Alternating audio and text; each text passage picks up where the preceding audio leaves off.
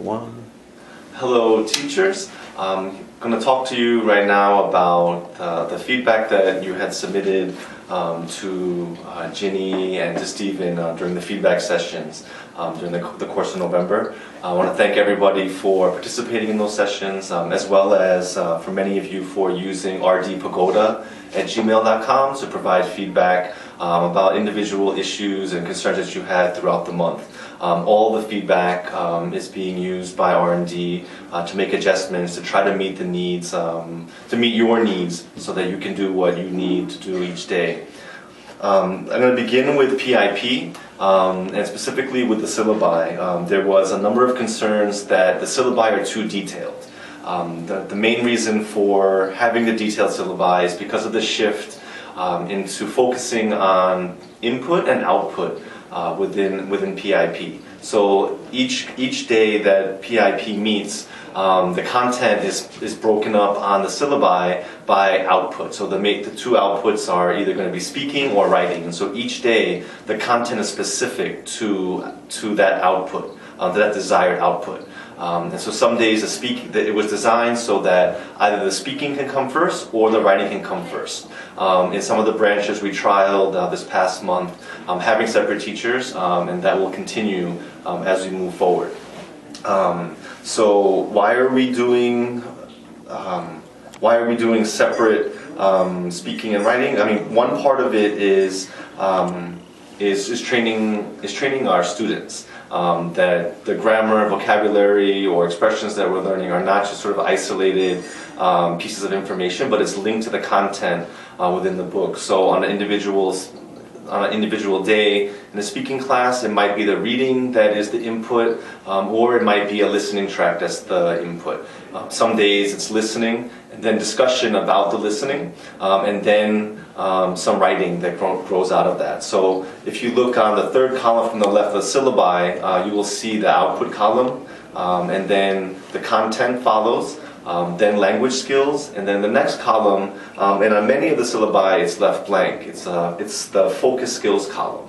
Some of the syllabi you'll see code, L and then S, so that's clear listening and speaking. And so this is both for the teacher, to sort of highlight the teacher's attention on that path, as well as for the students. Another comment that came up was related to homework and peer editing. Many teachers had wanted the homework to be left out of the syllabi. This was included, so just to give guidance to the teacher that specifically around a lot of the writing, to make room for the peer editing or sharing that would happen in follow-up classes. Of course, you make the call on what homework is best suited for your class. So you can make those adjustments, of course. Many of you also requested more peer editing, sharing, and within the class. So this was added to the syllabi, and it's a prominent component of the syllabi and PIP as a whole. So the peer editing, sharing, and feedback can take two different forms. So there's going to be in-class writing, as well as out-of-class homework writing the students are doing, and there's opportunity for feedback in both of those areas. For in-class writing, the students are working on an assignment, and this is where you are circulating the room, and you're looking specifically at the easy-to-spot grammar and spelling errors. When students are visibly struggling, this is where you can ask the questions to open up the content further for the students. And doing in-class feedback can reduce out-of-class work for you as an instructor. If you choose to do draft writing with your students, the first round of feedback can be peer editing for the students. And the second round, for the second draft, this is where you can do the teacher, where you can give your feedback. Students sharing their writing with each other also gives them more input. It gives them insight and exposure to each other's thinking as well as their writing. As far as homework writing, students are practicing writing skills from that specific class. So for example, in Unit 4 of Prism 4, descriptive writing is one of the focus. So in the homework assignment, students are doing a descriptive writing paragraph. So when you're reading their homework and making comments, that's what you would focus your attention on. With a lot of having large classes, a number of PIP classes, and a lot of student writing to read and give comment to, there's sort of an endless amount of comments that you can make. So you want to try to focus your attention on the skills that are currently being studied in that particular unit. When it comes to peer editing styles, I think each of you has kind of your own way of doing peer editing. On Canvas there will be a sample handout that can be used, and what we want to do is we want to reduce the amount of anxiety that students feel. We want to build their confidence. So with the peer editing, please stay away from right, wrong, good, bad. So one way to do this is just taking a page, splitting it in half, one side, things that work well, one side, things that need work. And it can start as simple as that, and so it forces the student to sort of create their own criteria of, well, what works well, and so it's the students sort of giving their opinion about what they think works well. It can be writing down individual words, it could be a sentence, it could be an idea or an image that they got from reading it. Additionally, so this can be used in combination both with these two general columns for qualitative feedback. But there can also be, you can alter this to have a checklist.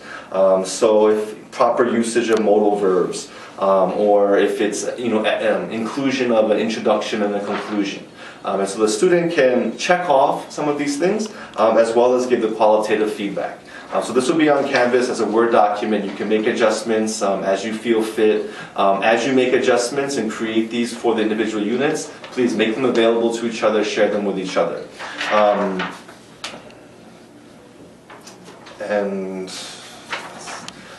As far as assessment and testing, so as we're moving into, as we move through into December, assessment, we're in a month where we're using even units of the PIP books. So assessment tools, for PIP, the progress tests are gone, and instead we're using a presentation as the speaking test, and then a take-home writing assignment as the writing test. And as long as students, so each of these assessment tools grew out of the curriculum and grew out of the syllabi that you've been supplied with. And as long as students are coming to class and working, they will be prepared for these tests. And this is a message that you have to give your students. I know many of you do this. So, I mean, for example, in odd unit months, students are doing the presentations. In even unit months, they're doing the writing test. In 1 month courses, they'll be doing both. So in the syllabi, you will see that day one of a 1 month PIP course, it's going to say presentation speaking test, introduction. And so this is just basically you're giving your students the handout that says this is the speaking test. These are some of the topics, and this is some of the structure. Don't worry about it. Then comes the message again, as long as you're here and you're working, that you will be prepared for it. And also built into the syllabi, like on day 5, there's brainstorming topics. Day 8, you'll be helping them to create structural outlines, prepare for the presentation. Now, this is not presentation in the Steve Jobs sense. Depending on the level of the PIP class, depending upon your students' exposure to doing PowerPoints or Prezis or doing presentations at all, it's up to them to sort of establish how many how many slides they're using. It's up to them to decide how detailed they will be. You're not focused on font size, has to be 44, and you want to have colors where the saturation supports each other. At the PIP 100F level, students are talking about an activity that they do frequently, and then trying to encourage other people in class why they should try it. So this presentation is supposed to be fun, and the presentation speaking test is not just about the students speaking and reading off a card or a memorized script, but a major component of the speaking test is the question and answer period after the presentation is done. And so you are looking at, while you're assessing the presenter, you're also taking note of who's asking questions, who's listening. The writing tests appear so it's for even month, even unit months of PIP. Similarly, the writing test, you inform your students at the beginning of the month, this is what the assessment will be. It will build off of skills that are practiced throughout the month. And they take this home, do it, you give the assessment and give them feedback. For SLE, there was a lot of comments that came back to us, both positive, negative. One area specifically that we're paying attention to is a power conversation and power topic discussion. Mid-month, we received feedback that we want to shorten text, less comprehension questions, more discussion questions, changing images. So as we were developing the second book for power conversation and power topic discussion, we did exactly that. We shortened text, we took out a lot of the comprehension, tried to put in more discussion. Right now we're revising Power Conversation 1 and Power Topic Discussion 1, so we will continue to take your feedback into account. Good luck, have a great month, and please be in touch with R&D through rdpagoda@gmail.com.